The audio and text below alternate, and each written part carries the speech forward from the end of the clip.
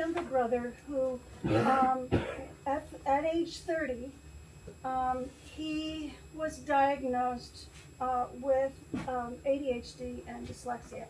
He was a recovering alcoholic, and he was getting his bachelor's degree. He was diagnosed because the college recognized that he was having trouble, and so they did some assessments and determined that, and then he was eligible for some supports. He eventually got his bachelor's degree, and it took him a while to do it, but he did it. That same year, my youngest daughter was born, and 8 years later, she was diagnosed first with ADHD and then dyslexia. It took 3 years of asking questions, trying to do my own research, and talking to people, and many assessments before we found out what was going on with her. And it wasn't for lack of trying, and I know that is still true today, and it is so frustrating. And to me, it is. It's just. I just think I don't understand. I think that we should be further along in the process than we are.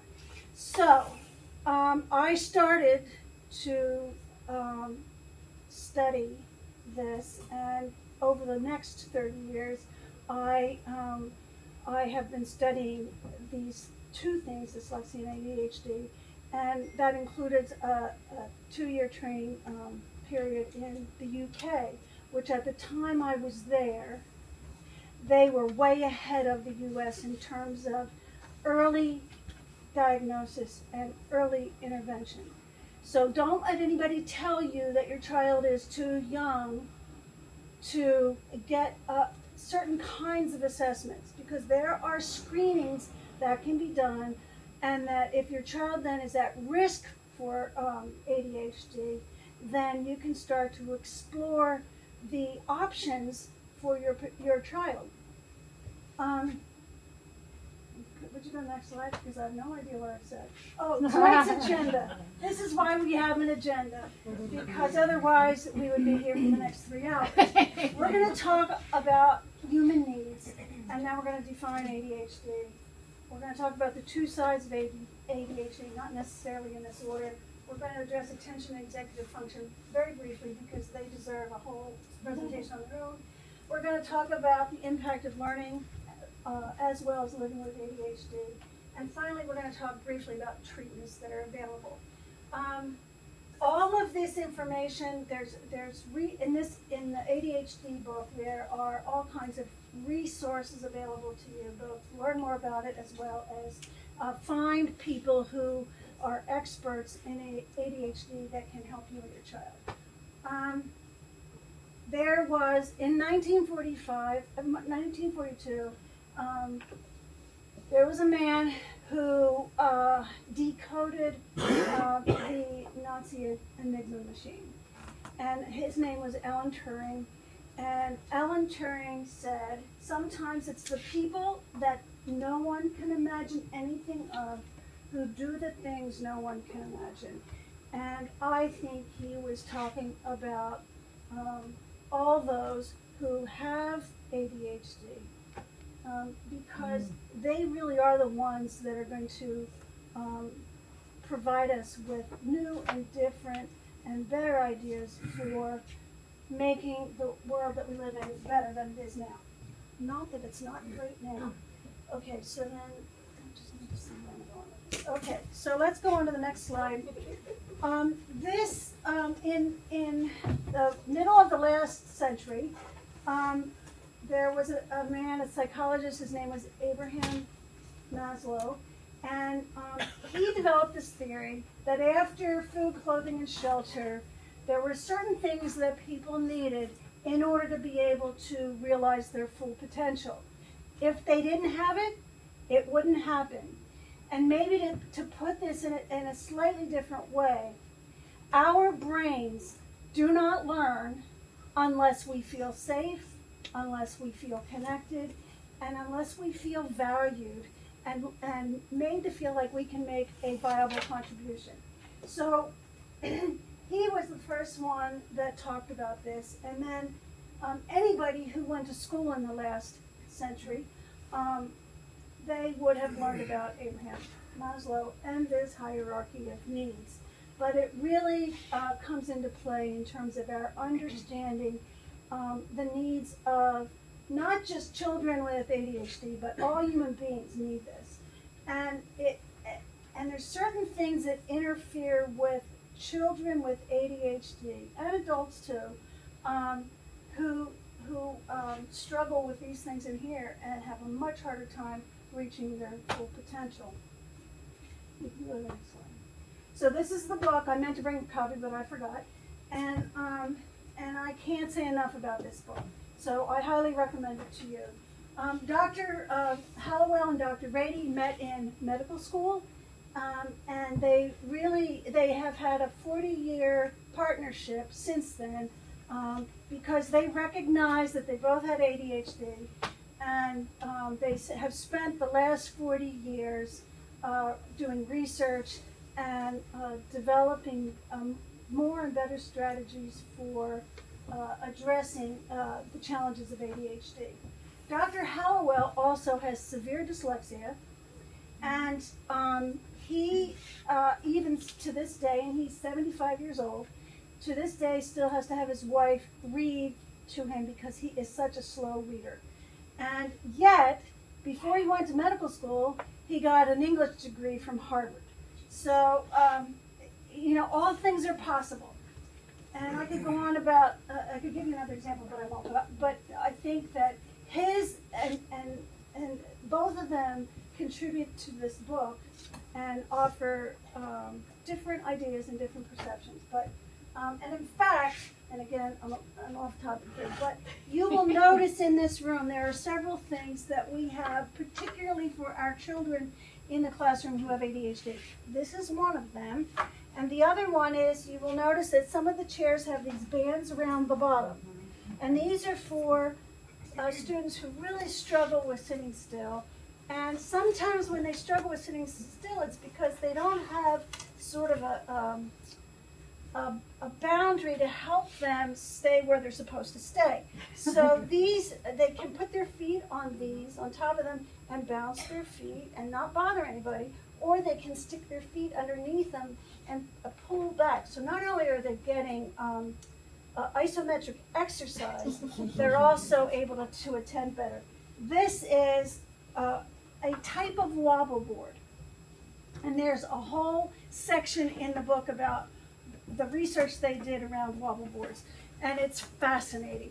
And I'll talk a little bit more about why movement is more important with people who have ADHD than just the general population.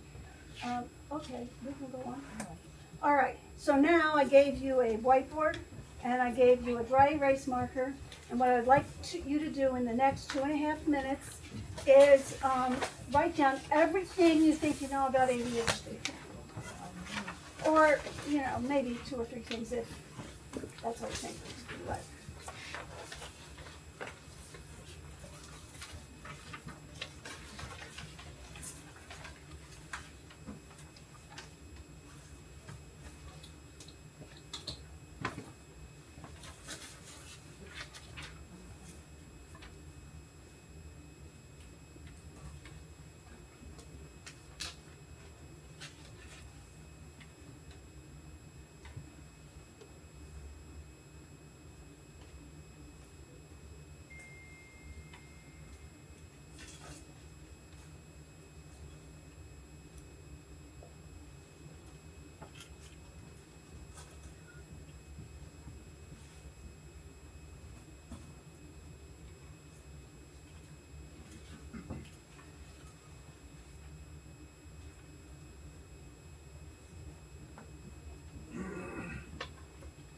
so quiet in here.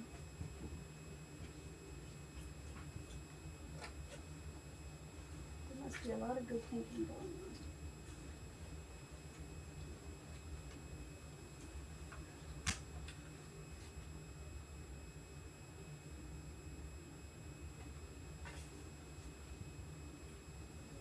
All right. Does everybody have 1 or 2 things? Okay. so what I'd like you to do now is turn to the person sitting next to you and just notice if you have anything in common between your two lists. And then, we'll do that first.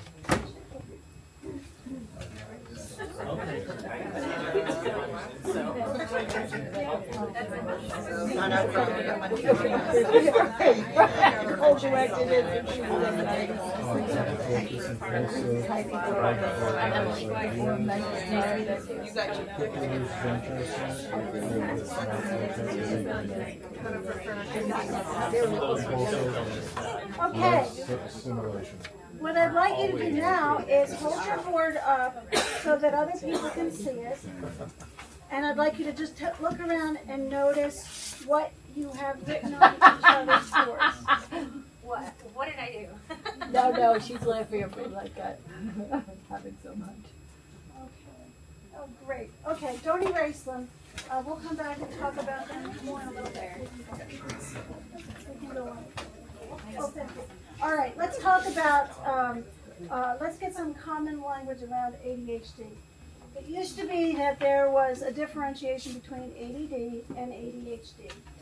And in the most recent DSM-5, which is the current edition of the manual that the medical community uses to define all kinds of things, but especially ADHD. Now ADHD is the umbrella over, there's three kinds of presentations. The first one is the inattention type, and that is, and actually there's a sheet I gave you that you have, it's the top of it says ADHD, and then it gives you the actual definitions that are taken from the DSM-5 on the different types of ADHD. So there's the inattention type, and that's the person who can't, who doesn't attend to details, makes a lot of mistakes, is forgetful, loses things, and if you have only the inattention type, it's a little bit harder, or it takes longer to recognize that it is, it could be ADHD. All people sort of have these characteristics. It's just that in order to be diagnosed with ADHD, it has to be 6 or more symptoms in a particular type. It has to have been lasted at least 6 months. And probably the most important thing is that it seems more severe than if you look around at your peers or your child's peers, then it may be, it's often more severe than the general population. But it's all those three things. It has to last 6 months, there has to be at least 6 symptoms, and then there's some other things too that we'll talk about in just a minute. So the first type is an attention type. The next type is the hyperactivity impulsivity type. This one is much easier to recognize or observe because the behavior is sort of out there and observable. This is the person who tends to react before they think. They're always moving. They feel like they're driven by a motor. And there's a list of other things there. Again, children are diagnosed when they have 6 symptoms or more. Adults and adolescents 17 or older, it's 5 symptoms. The other thing to know about ADHD, well, before I get to that, and then the third type is the combined type. And that's when you show symptoms of both. The hyperactivity impulsivity type by itself is very rare. So if a child shows impulsivity and hyperactivity, then they probably have some inattention as well. So the thing to remember is that some of these symptoms have to appear before age 12 in order to be diagnosed with ADHD. And the other thing to know is that over time, the symptoms can change. And as the symptoms change, then the presentation or the diagnosis will change. Okay, you can go on. So let's talk about some things that we know about ADHD. First of all, it's neurodevelopmental. And that means that it happens during the developmental part of a person's life. It doesn't go away. And for a long time, clinicians believed that children grew out of ADHD. But what they know now is that only 1 in 8 children completely grow out of ADHD by the time they're adults. So they're still dealing with the ADHD or managing the ADHD into adulthood. It is one of the most heritable conditions in the behavioral sciences. And heritable means that you can get genes from any part of your family tree, and it will predispose you to certain things. That can be illnesses, it can be, all kinds of traits. Inherited is where the genes come directly from the parents. So, if one of the parents has ADHD, the child is 1 in 3 times more likely to have ADHD themselves. If both parents have ADHD, then the child has 2 in 3 chances of having ADHD. These are just averages though. So in Dr. Hallowell's family, he has ADHD. His wife does not have ADHD, but all 3 of their children have ADHD. So, you just never know. It occurs in about 5% of the population. It's probably more than that because there are some people who have it. They may not even know it, and they're doing okay, but they could be doing better. It wouldn't be as hard. And I think that's the thing that I want to drive home tonight is that, yes, you, yourself, or your child may be okay, but it's hard to do what they do. And there's a lot of fatigue that comes with this because they are working so hard to just sort of keep it together. A person is born with ADHD. The Mayo Clinic has a doctor who's a family physician, and he's an expert in ADHD. And he recently said that if a person has this distractibility or this impulsivity or this inattention, he came out of the womb like that. And he's had it 24/7 ever since. And so that's most people with ADHD, they're born with it. You can go on. There are some stressors that can cause ADHD, and it's called through a brain insult, and that means that something has interfered with the brain, and there's some trauma that results. So the most common thing that happens is somebody has a brain injury, and the brain injury can start to show up with the symptoms of ADHD. Some people with brain injuries can completely heal over a period of time.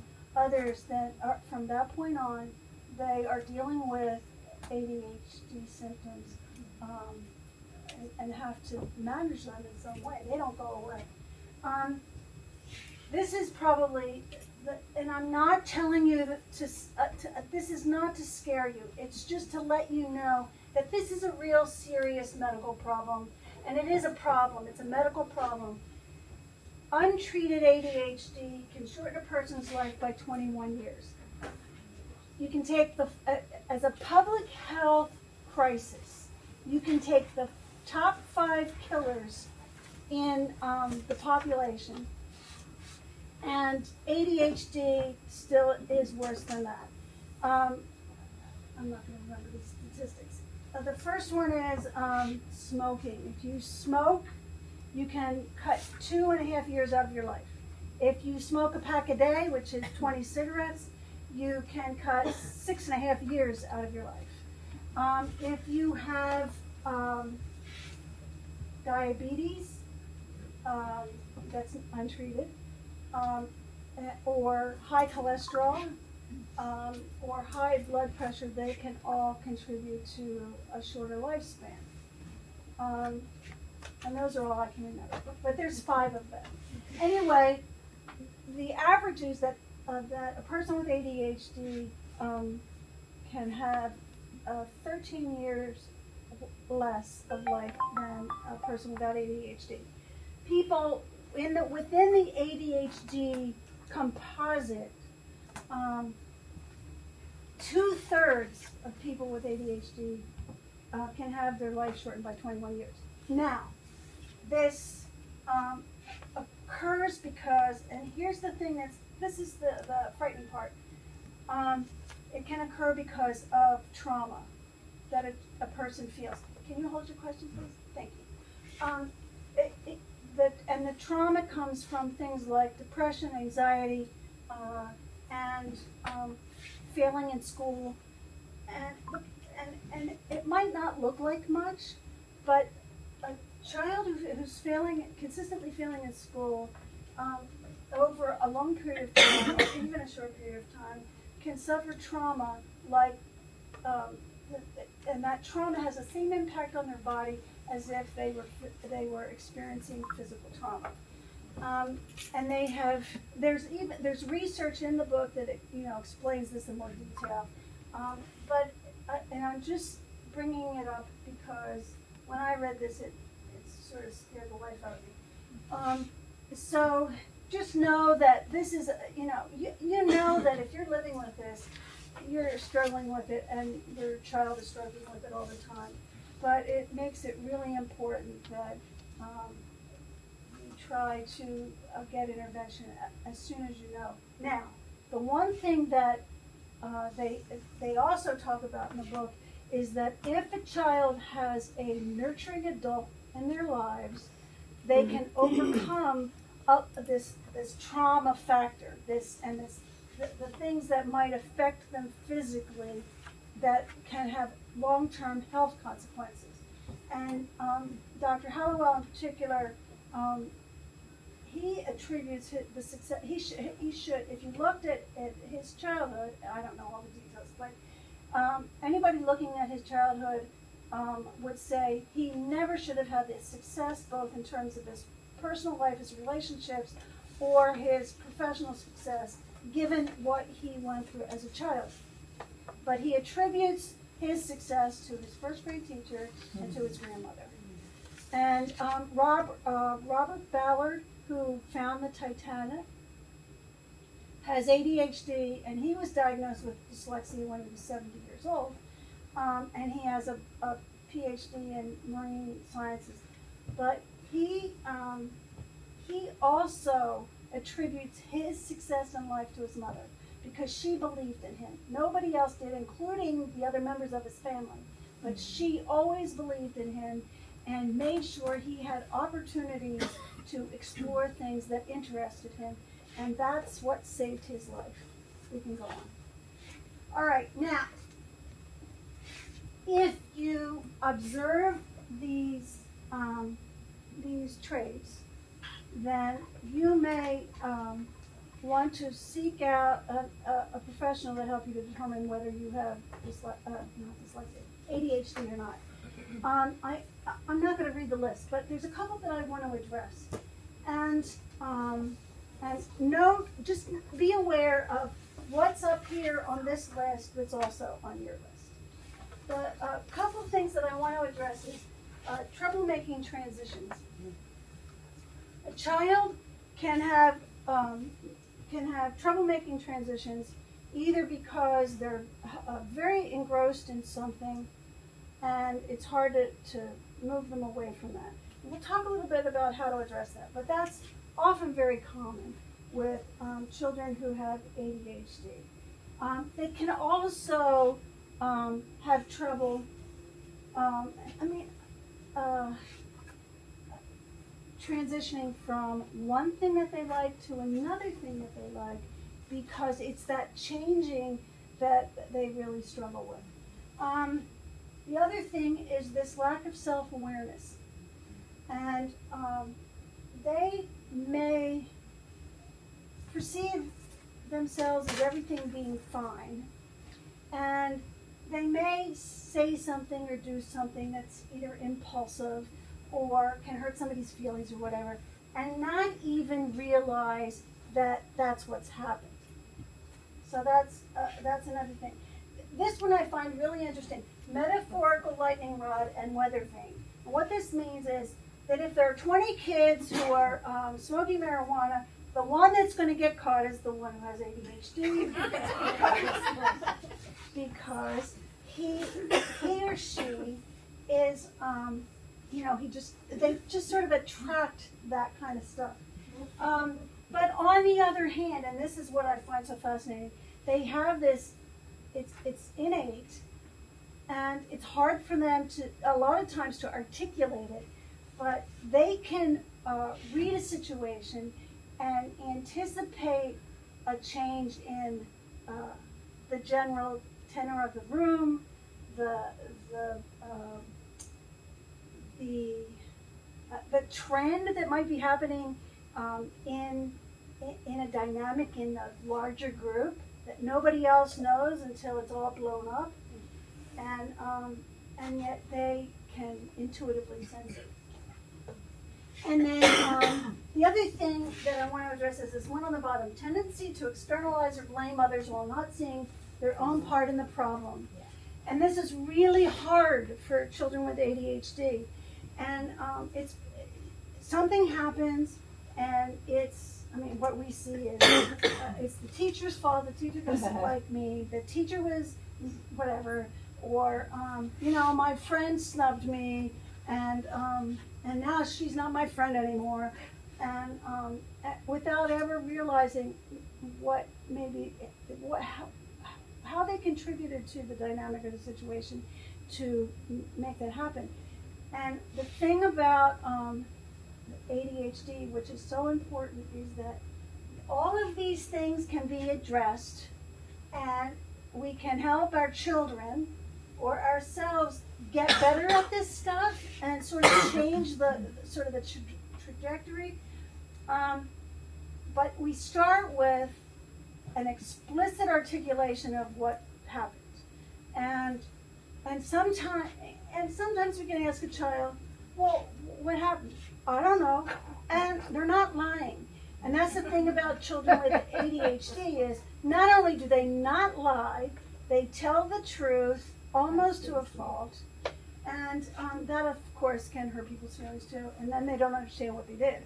So, but by addressing these situations, it will help the child have the vocabulary and the skills to maybe navigate it in a different way. There was something else I wanted to say, but I've forgotten what it is. The other thing I want to talk about is now and not now. And with children and adults, many with ADHD, have two time frames. They have now and not now. So if you say in 15 minutes you're going to go take a bath, they're thinking, well, that's not now. And so they just keep going on, doing whatever they're doing. And that happens a lot. We see a lot with children and their projects in school and their homework, because they just have a really hard time managing time. And so, again, there are things we can do to help them with that. Okay, so these are mostly negative traits, but let's look at some of the positive traits that children and adults with ADHD have. They have a high degree of creativity. They are generous to a fault, and they think the best of everybody. Starting out, they have a unique and active sense of humor, and this is awesome. And usually, it's a little bit offbeat and it's a little bit quirky, which makes it even more interesting. They want to make friends, but a lot of times, especially when they're young, they don't know how. And then they really struggle, and then, well, because you've probably observed it. They have an itch to change the conditions of life. So here's what's really cool about people with ADHD. They see a problem, And they might complain about it for a while, but then they can't sit still. They have to do something about it. And so they will start to look at ways to make changes. And we really need people like that. So that's a really good thing. Now, it may make people uncomfortable with that, but that's, their problem. They have an uncanny, accurate intuition, many of them. And again, they can read some children they can't read a room, they can't read nonverbal cues or facial cues, but there are some people with ADHD who really are tuned in to what's going on around them. And as I said before, they can be honest to a fault. They're very transparent. Oh, that's okay. So you can go on. I was done with that. All right. So I have given you another list, another page. I only gave you 2 papers tonight. And this is this is organized in a way that shows you what a lot of the problematic traits are. And then on the other side is that same trait can also produce something that's very useful. And so as we're working with children who have ADHD, we're working to move them from this side over to here. But, and again, we're not going to do anything with this tonight. I just wanted to show you that for every negative characteristic or every characteristic that causes problems for the individual, there's also a positive side to this. And that's one of the things about the ADHD 2.0 book that I really like, is that they really have a strength-based approach, and they look at the positive. There's always an upside with ADHD. We just, have to work to look for it. So for an example is, you can hyper-focus on the one hand, but you can't pay attention on the other hand. You can procrastinate, and I can give you an example of that, and get a week's worth of work done in a few hours. A teacher at our school says, we get a lot of time to work on our report cards before 2. And this teacher will sit down on multiple occasions trying to get something out on paper, something to get started with, and she can't do it. So she gets up and goes and does something else. And then the 3 or 4 nights before they're due, she sits down and does them all. And it's not that and this is the thing, it's not that she's lazy. She works really hard. She probably is one of the most hardworking teachers in the school. And she tries to sit down and do it, but she can't do it. And then all of a sudden she can sit down and she can get it all done at once. Now, this kind of stress would make me crazy, but she seems to be able to manage it just fine. So like this, yes, children can procrastinate. We all know they can. And yet they also can sit down, and once they start to focus on something, they can get it done. Interpersonal and intrapersonal cluelessness, and then this uncanny intuition and empathy I mentioned before. And is that it for that page? Oh, okay.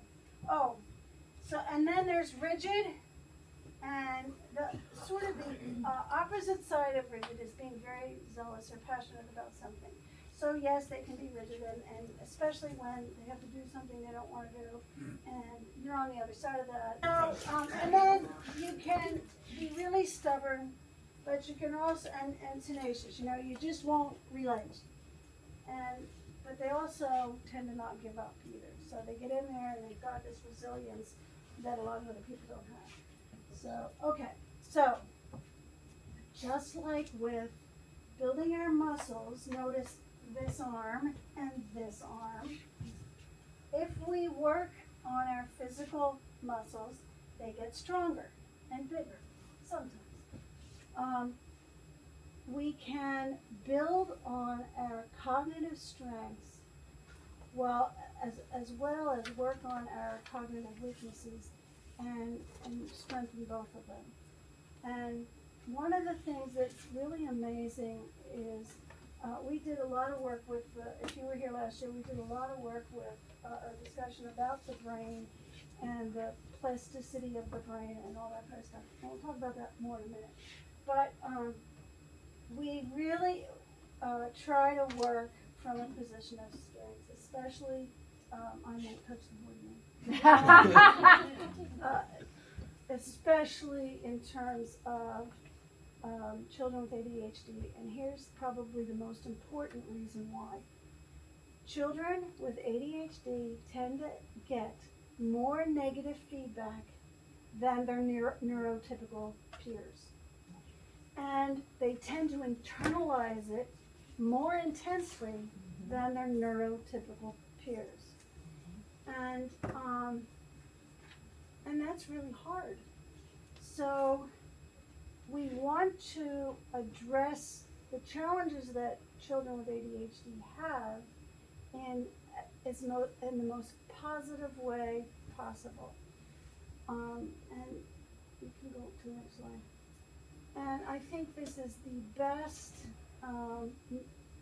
concrete description of what is happening inside an ADHD brain. ADHD is like having a Ferrari engine for a brain with bicycle brakes. Strengthen the brakes and you have a champion. Now, here's what's really compelling about this too, is that there was a child, and there's a whole, he gives the whole big description about it in the book, but this child was very bright, and he really struggled in school, and he was in a school where it was very strict and very structured and very much last century, and he was failing, and it was being and some of that expectation and that language was being repeated at home. So Dr. Hallowell started to work with the mother, who became the advocate for the child because of the situation, and what he said to her, well, the first thing you have to do is every morning when you get up, you have to hug your child, and you have to tell them how lovable they are and how much you love them, and that they're capable and strong human beings. And then he went, so the mother did that, and even that much, there started to be a change in the child. So then the mother went to the school and said to the teachers, this is the way he will make progress if this is the way you speak to him. And they didn't pay any attention to him at first. And but just because of what was happening at home, he started to do better, and there was a lot of testing that went on in this school, and he started to perform, on the test and all this kind of stuff. And so then the teachers and other parents were asking this mother, what's happened? Because they all saw him as this sort of troublemaker who couldn't get anything done and couldn't finish his work and all that kind of stuff. And what she did was she took those words when he was doing something that was impeding his progress, and she would say to him, well, your bicycle brakes aren't working today, instead of saying, that was a bad thing to do, or whatever. And it's described much better in the book than I'm describing it to you. But talking about separating your child from their brain and the way their brain works, and helping them understand that, and also defining it like this, then it's a very positive approach to trying to address some of the challenges that they have. We can go on. Okay, so now Cecilia told me when I was working on this for the faculty that I spent way too much time on the brain, so I'm going to make this really fast. This is the cerebellum right here. It's in the back of your brain at the bottom. It is the part of the brain that controls attention, movement, and activity. Well, activities, movements, the same thing. Attention. Balance. Say it again. Balance. Say it again. Balance. Balance. Yes, thank you. Balance, activity, and whatever I said. Yeah, thank you. Attention. That's okay. You're presenting. Okay. So what they found, a long time ago, we believed that by the time you were 25, your brain was just it was how it was going to be, and you were going to be that way for the rest of your life. And so now they know that the brain is very plastic, and the brain can change over a lifetime. And what's really amazing is that the cerebellum is the most neoplastic part of the brain. It can change over the course of the person's life. So, one of the things that Dr. Hallowell and Dr. Rady really endorse is movement, and particularly balance exercises, crossing the midline exercises, things like that, and having the person strengthen their balance affects everything else that's happening in the cerebellum. And the thing about the cerebellum is that it communicates all the sensory input to the rest of the brain.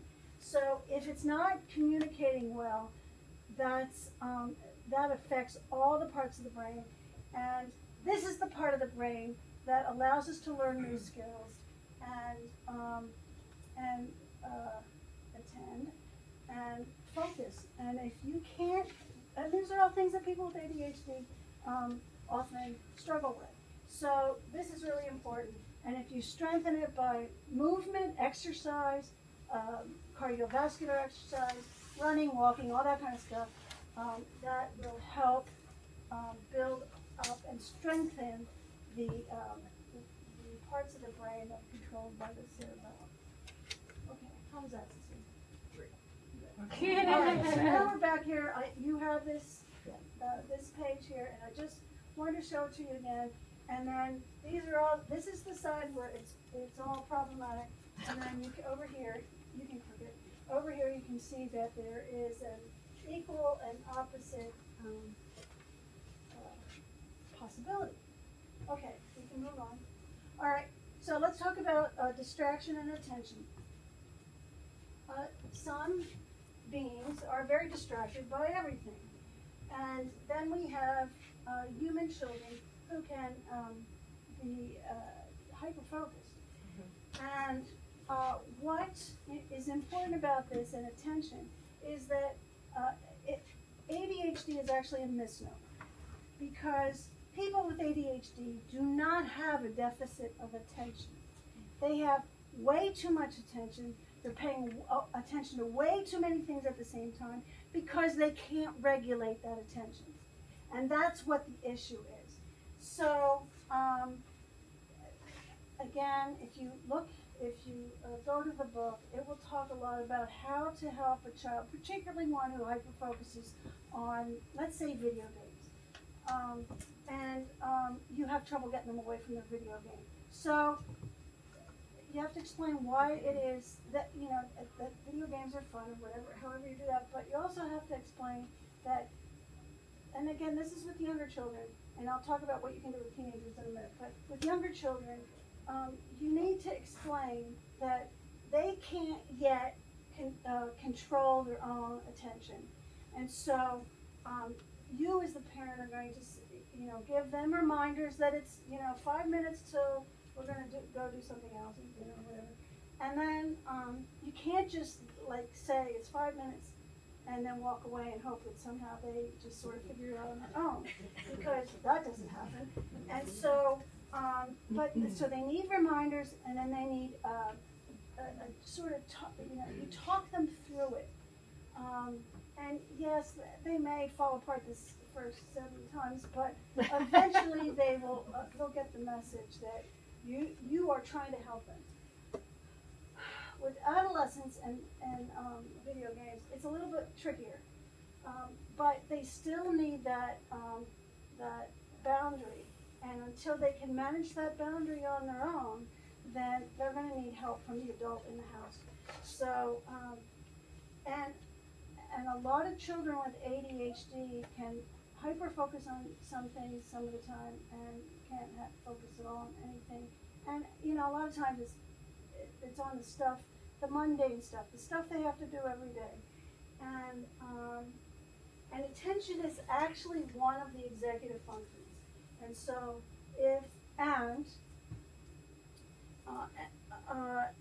can disagree if because you may have learned something new since I was told this, but many people can have executive dysfunction. All people with ADHD have executive dysfunction. And what that means is that every piece of the executive function that's not working, and it's a brain thing, they're not doing it intentionally. And I think that's the other thing. A lot of times we mistake behavior that is negative or oppositional as intentional, and it's not intentional. They can't control it, and so, but what they can do is learn how to recognize what they need to do at any given time, and so it needs to be this whatever it is, it needs to be articulated, and then explicitly articulated, and then what you would do is you would help them articulate and visualize the process that needs to happen every single time they're doing a certain thing until it becomes automatic, and then they do it, and they don't have to, they don't have to use more cognitive energy just trying to figure out, well, did I do my homework? Where did I put the paper? Gee, it's not in my backpack. When any one of those things, if they learn how to manage any one of those things, that's going to help make their lives easier. Okay, I think we're done with that now.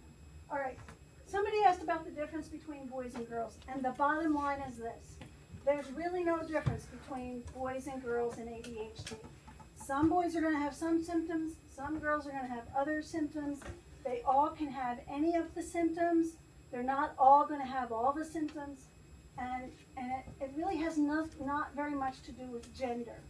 What is common is that boys are diagnosed 50% more than girls are, and it's not because they're 50% more likely to have ADHD.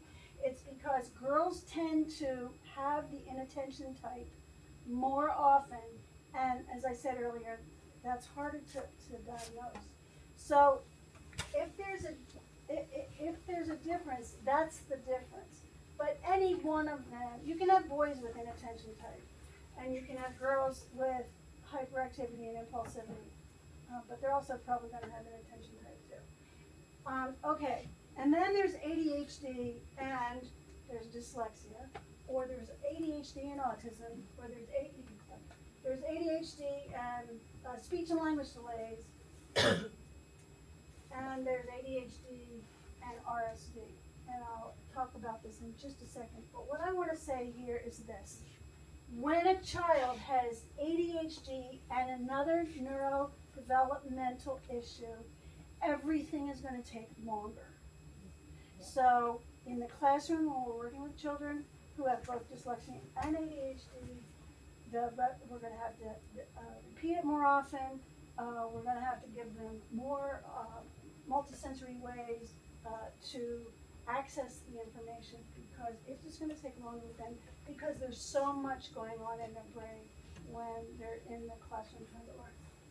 RSD is rejection sensitive dysphoria, and it is a separate thing from ADHD, but most people who have ADHD will often talk about having this rejection sensitive dysphoria. They feel like they've had it their whole lives, but it's more intense in adolescence. And these are some of the characteristics of ADHD that can exacerbate the symptoms of RSD. And RSD simply is they feel emotional pain very, very intensely.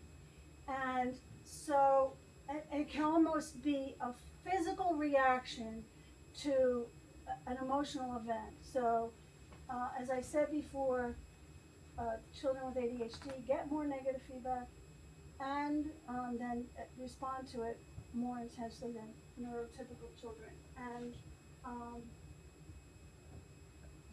these are some of the things that can contribute to it. But they're two separate things. Now the interesting thing is that RSD is not recognized by the American Psychiatric Association as being a symptom of ADHD. In the European Union, it is one of the things that the person has to have or show in order to get the ADHD diagnosis. So I'm just throwing that out there because that can be good or bad depending on, what the issue is. And I think the takeaway from that is that the medical community doesn't know everything at every moment, and they certainly can extrapolate out to all the different variables in an individual person. And so know that this exists, it's a real thing, and if you have a child that has it, it can be a real challenge because they sort of go down this rabbit hole and can't get out again. It's certainly, it happens based on how your brain functions. So again, the individual that has it doesn't really have any control over it. It's something that's just part of their brain structure. And the thing about ADHD is, yes, it's neurodevelopmental, but it is also neurobiological. So it will change as the child is developing. It will change the brain composition, the brain volume, the way neurotransmitters work in the brain, and all of those things affect how a person can function. The good news is, you can go on. The good news is that although it's the most heritable condition in the behavioral sciences, it is also the most treatable condition in psychiatric medicine.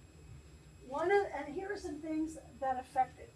So this means, excuse me, I think I need to drink water.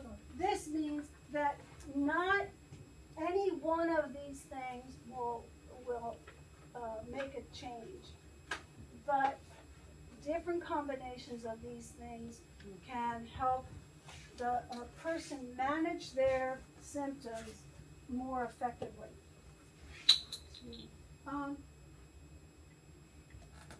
Chronic stress, as you know, is a really bad thing, and we all need to work on it. Well, I need to work on chronic stress. So, but that can exacerbate your symptoms, as can exposure to toxins, diet, a change in your life circumstances. It's just like that thing where it says, if you have 3 major life changes all at the same time, it's going to bring you down. So if you get married and change jobs and move to a new city, you're going to have trouble. So I guess you don't do those things. Anyway, all of these things are important to consider when you're trying to figure out the best way to intervene for your child. Okay, let's move on. Here's creating environments to support this is your student, but it's your child too. This is probably the most important thing, and this is probably the hardest one, is you have to be flexible. Something will work one time, and it won't work again. And so you can't just keep trying the same thing, hoping that, you're going to have the same level of success at some point. But being flexible is really critical. Proactive.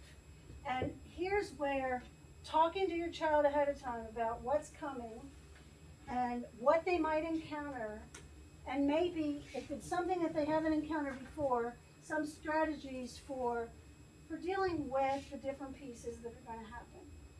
This is going to help a child manage an unfamiliar situation, because it's really hard for a child with ADHD to walk into an unfamiliar situation or an unfamiliar place and just be able to just go along with it.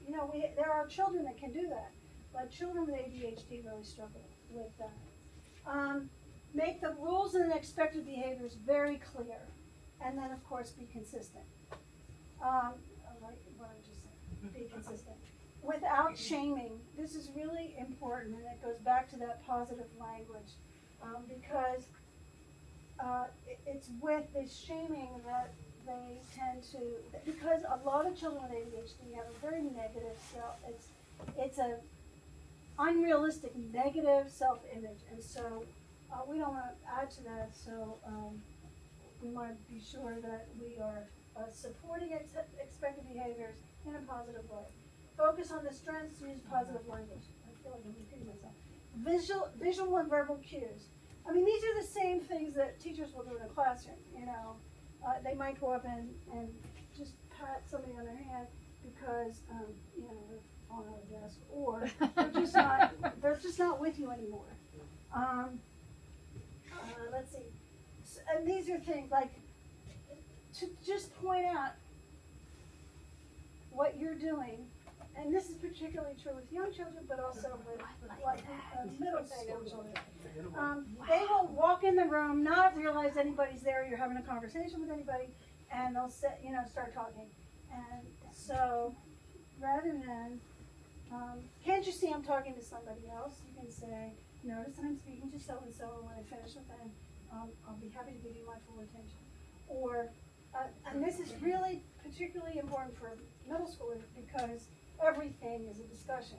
And so if all you're trying to do is give them a direction and they don't get it, just very gently saying, that was a direction, not a discussion. You know, if you want to talk about it later, we will, but right now we're going to do this. What if you don't want to talk about it? What if you, No, it's still it's still a direction. You still have to do it. Like, what if it's just right? That was a direction.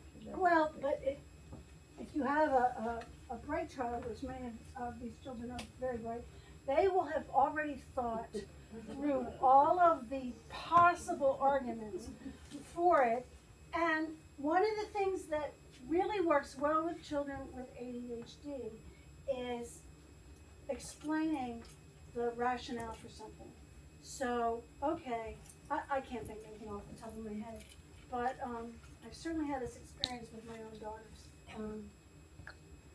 If I explain the reason why they can't do something, and this is like around safety or something, but even something less or more mundane, is it once you've explained it, then and it works in the classroom too. If you explain why you're doing something, then a lot of times they'll go, oh, okay, I didn't figure that. And so it's always worth a try. If it doesn't work, then you have to do something else. But yeah, I never want to have a discussion after we do it. But oh, and this is really a lot of people disagree with this, but the thing about token systems are this: it helps the child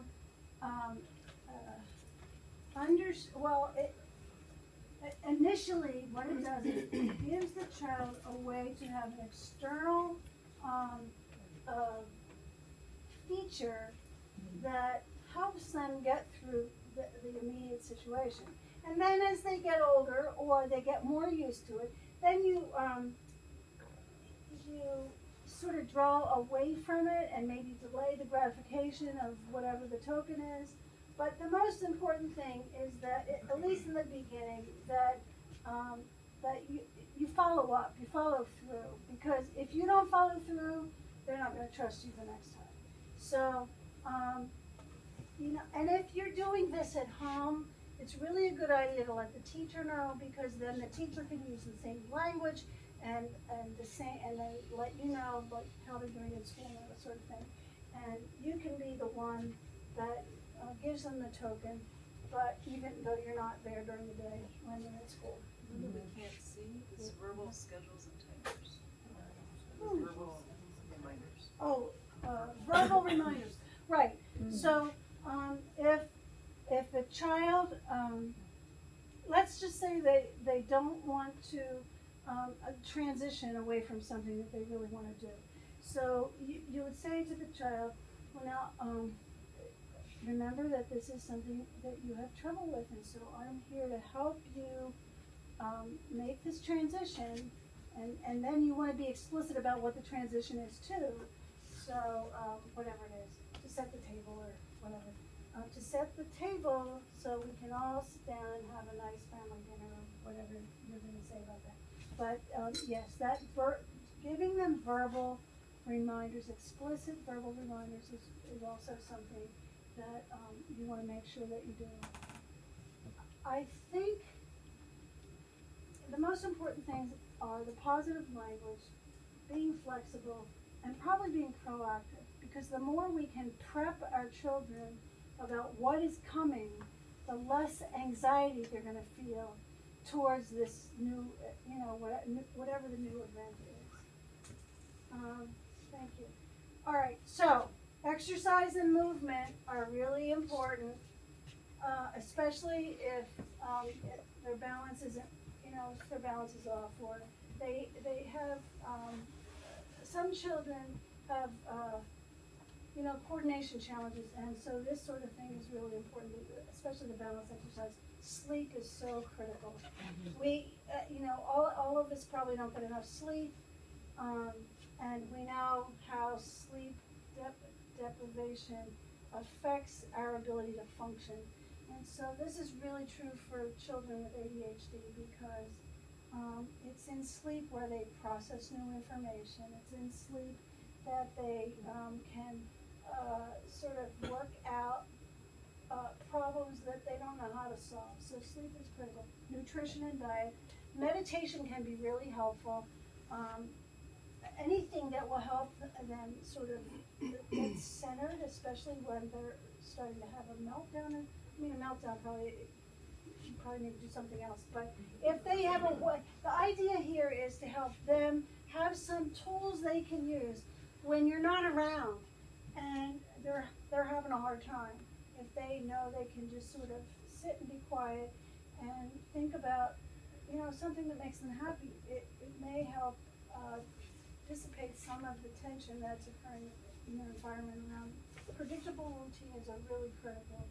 And then there's a lot of controversy around biofeedback. And all I can say about this is you have got, if you want to try this, it's expensive, but if you want to try this, you've got to go to somebody who knows what they're doing.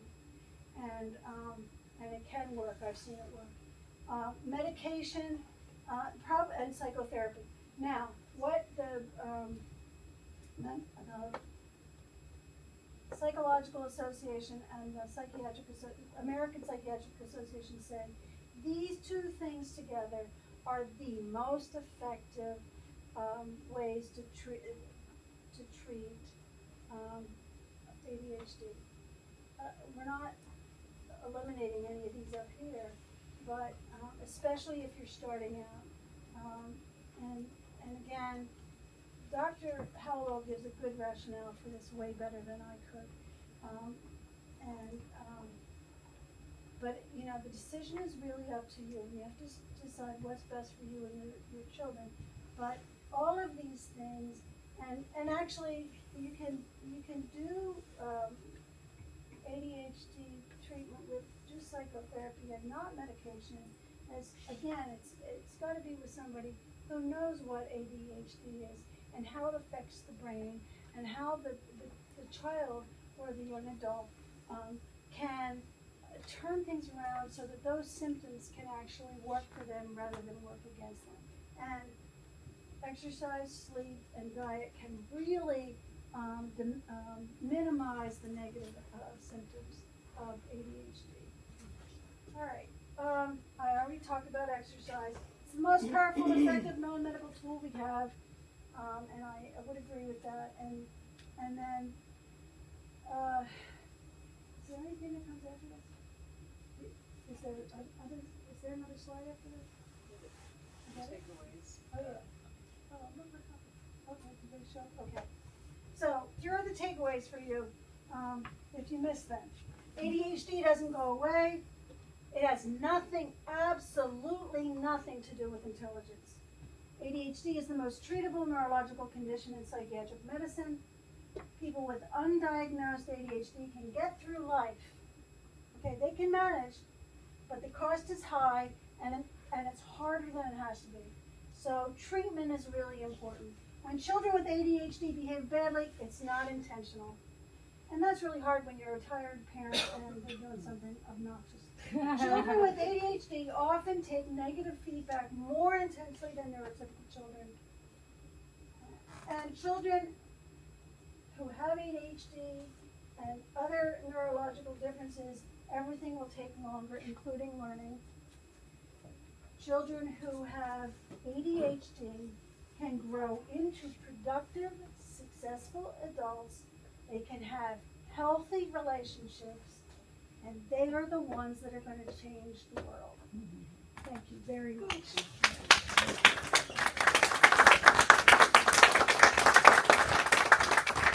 Do you remember your question? Yes. Good.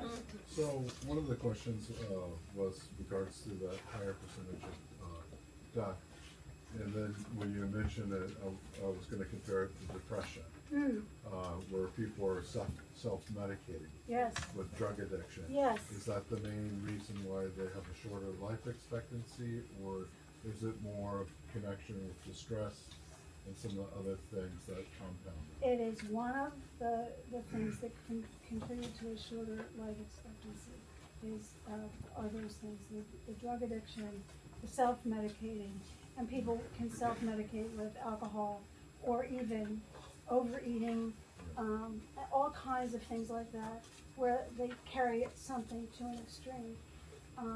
And yes, that is what contributes to it. And then the only thing, there was two other things. One was hyperfocus, and you kind of treat it as a negative, but sometimes I think it's a blessing in Oh, disguise. absolutely. In Because, fact, that hyperfocus gives you the ability to think like no one else. right.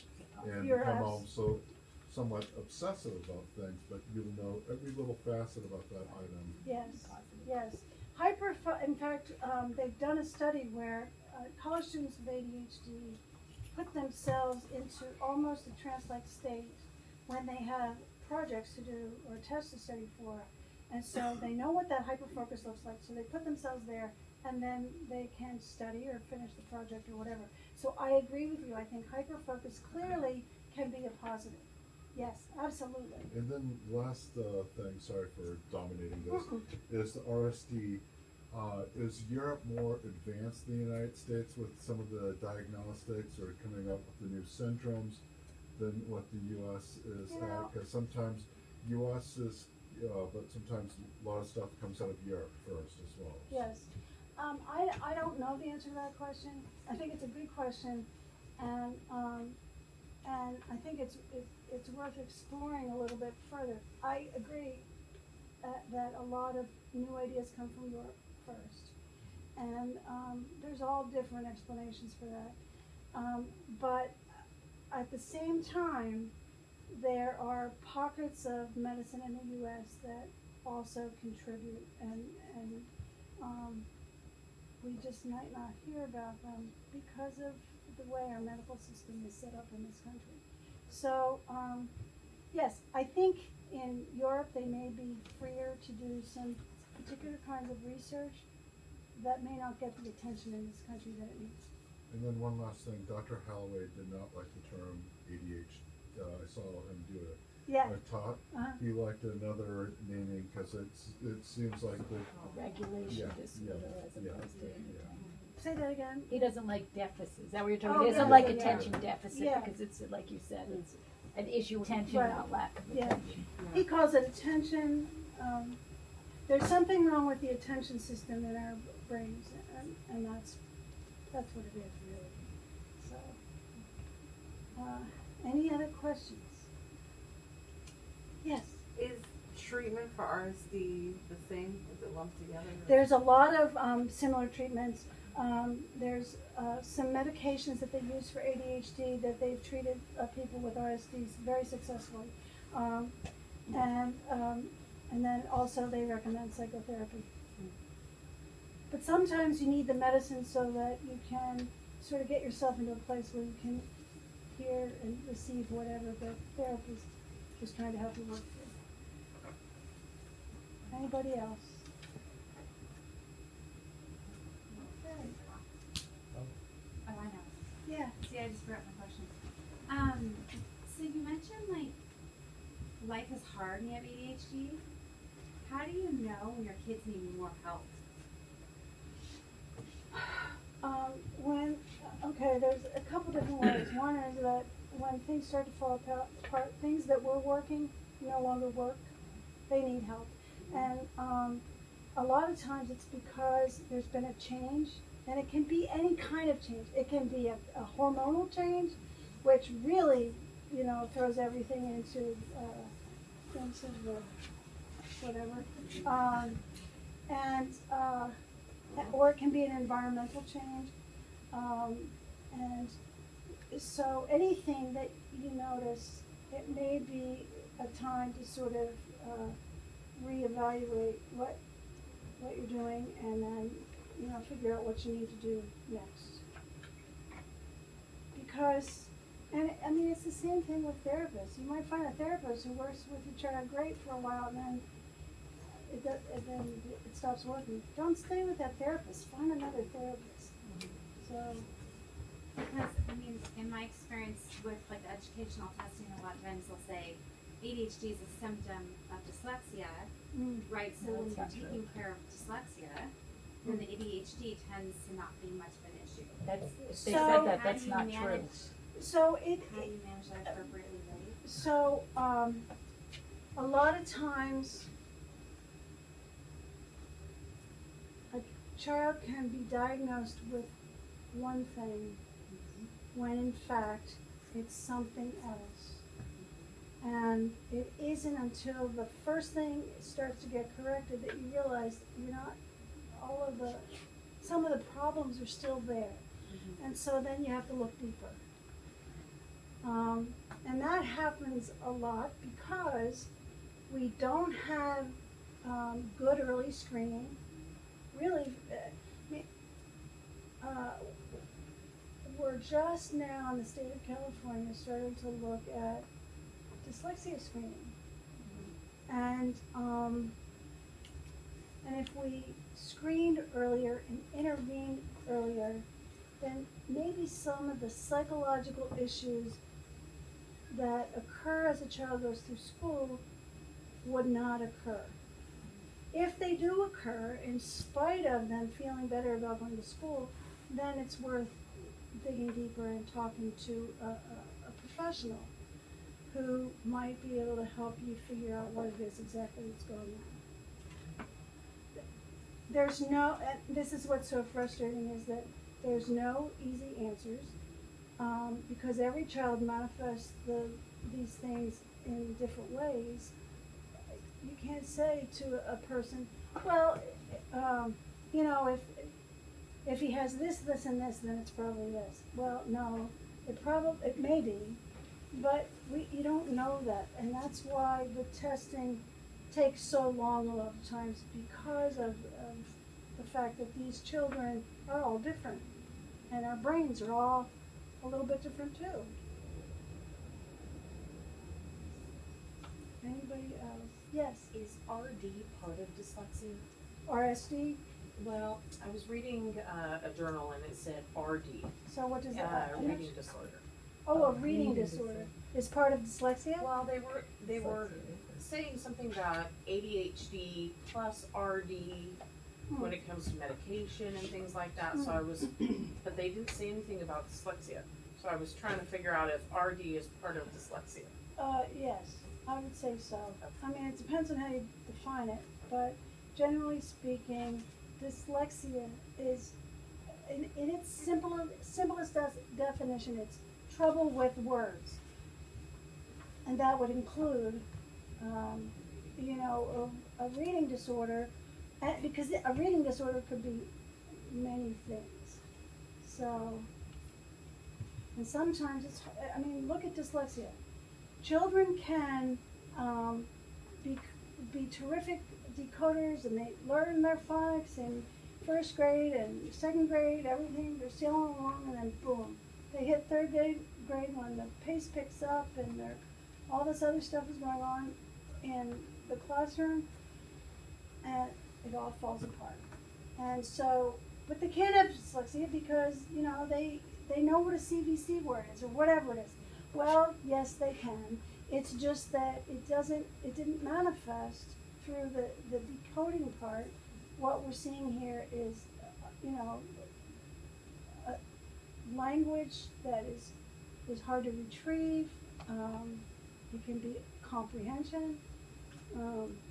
It can be just that it's moving faster now, and they could keep up as long as you were moving at this one pace, but now it's moving so fast, they can no longer keep up, and so that's when it starts to become more apparent. Yes. I was kind of surprised that the statistic you put up with 5% Mm-hmm. of people being diagnosed with ADHD. Well, yeah. It seems really low to me, and I don't know if this is the law of attraction. People with neurodivergence into my life, but I look around here and I look around campus and I look in my life, and there seems to be a lot of neurotypical people around. And I'm just wondering if it's under researched and under supported. Like, I don't know what the latest is. That just seems really, really low to me. Yeah, it is under research, and it's underdiagnosed, and things are getting better than they were 30 years ago. I will say that. The research is better. The more we can now look at a brain as it is doing a task, and we can see what parts of the brain are being are involved in that particular task, and we couldn't do that 30 years ago. We couldn't do it 20 years ago either. But in this last 15 years, and it's getting better, the technology is getting better, so we can see the brain functioning in 3 dimensions. All of those things tell us something that we didn't know before. And as we learn more about how the brain functions, and how these different things change the brain structure, we might be able to more effectively diagnose people than we can now. But all of that is pretty exciting because we just didn't have that before. And the treatment is more targeted now too. And it's just, I think about cancer. I have a brother who has cancer, and so and he has spent his professional life doing research on oncology drugs. So he's on the other side of the picture now because he's dealing with this himself personally. And what he has said is that, there's this whole new set of drugs that can target individual cells, and that's new. And it's so new that they don't do much experimentation on human beings yet. But as they, learn more about the cells, they now know what cells may contribute to ADHD and in the brain. And they didn't know that before either. So if they can target the cells, then they might be able to develop medications that target only those cells, and so maybe we won't have so many side effects, or whatever the challenges are with the medication. That's one of the ways I think it'll change over time. So we have some really smart people doing that kind of research. So I think my question was more in terms of support in the classroom. Mm-hmm.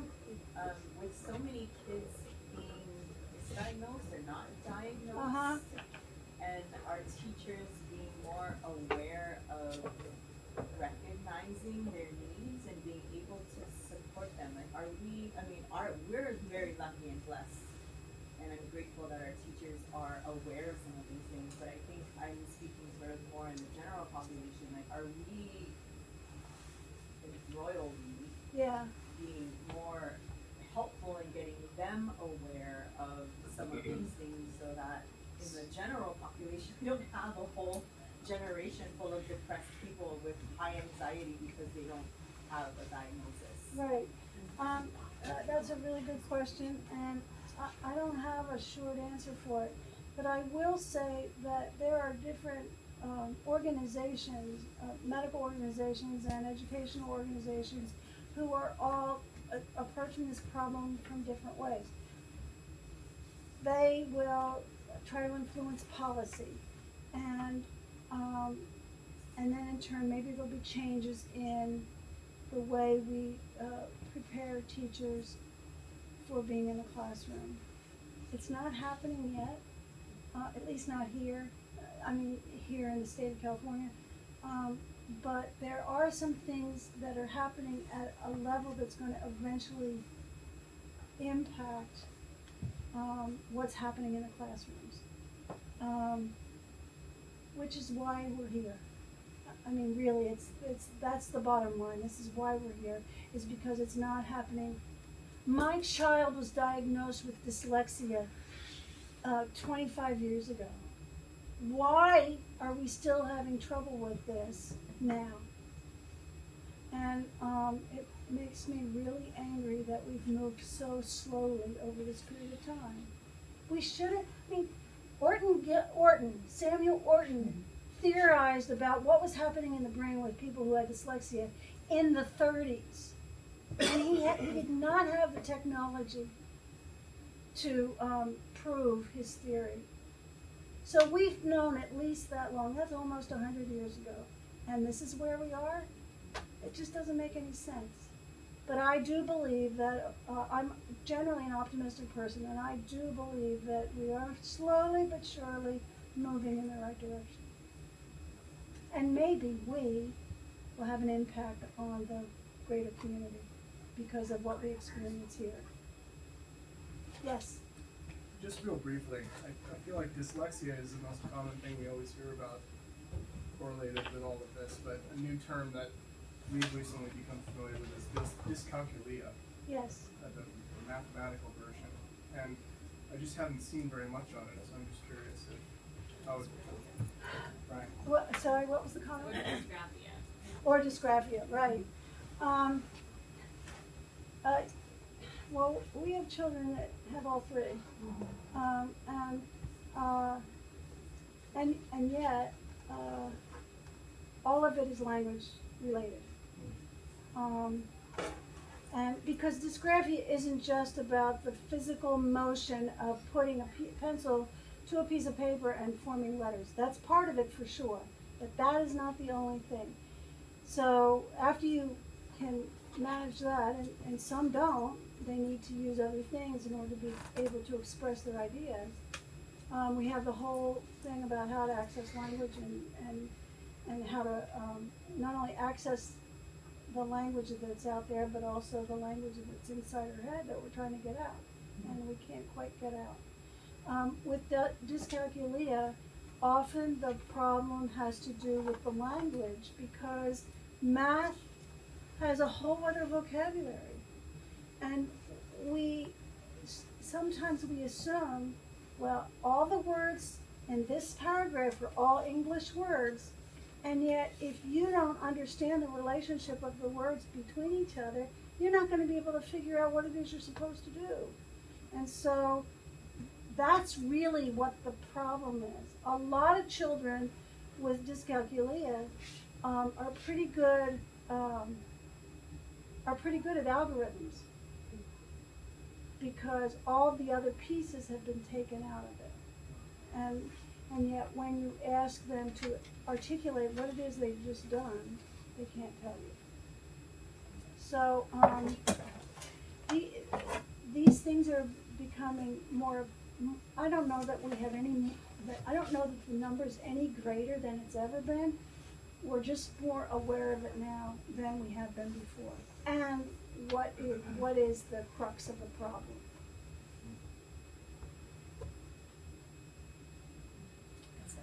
It's 8:30 and we have to stop because we have children that need to go home and get some sleep.